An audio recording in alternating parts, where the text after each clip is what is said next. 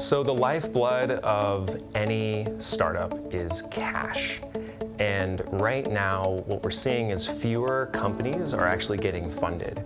And the ones that are getting funded are actually raising larger rounds. To get to that first step, the first commercial traction, the first check from an equity investor, it's a tougher road to get to that point, where grant funding was helping ease that journey and helping to boost that first step. Other strategies are necessary right now. That might mean philanthropic capital if you can access it. I'm really hoping to see the investment ecosystem step up and provide structures to help startups through these phases. But in the shoes of an entrepreneur, you have to think about how you get to those next phases more quickly. How can you find those revenue sources earlier and maybe find something that's not your ideal long-term customer, but is a quick and easy to access short-term customer? How can you be creative in finding those funding sources that are available? Other forms of forms of non-dilutive funding, such as grants.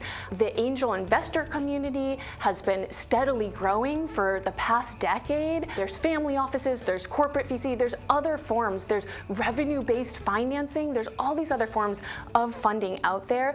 It doesn't always have to be the traditional VC funding, and in this landscape, it can really behoove you to explore all options when it comes to raising for your business.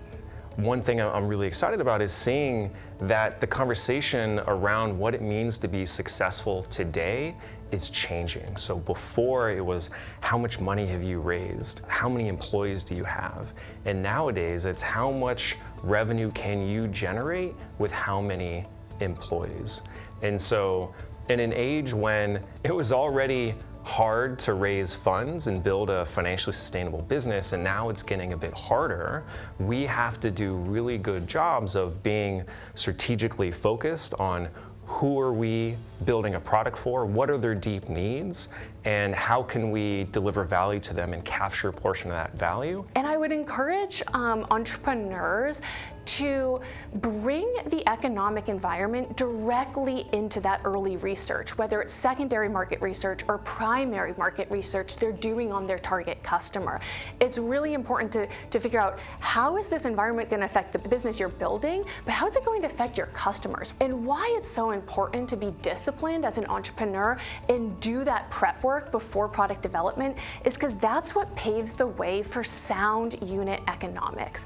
And unit economics are so important in uncertain economic times, when it's relatively a lot harder to win customers and get funding. And so you really do have to be very plugged into the economic landscape and really be factoring that into your research, so you're setting yourself up for success and going in the right directions.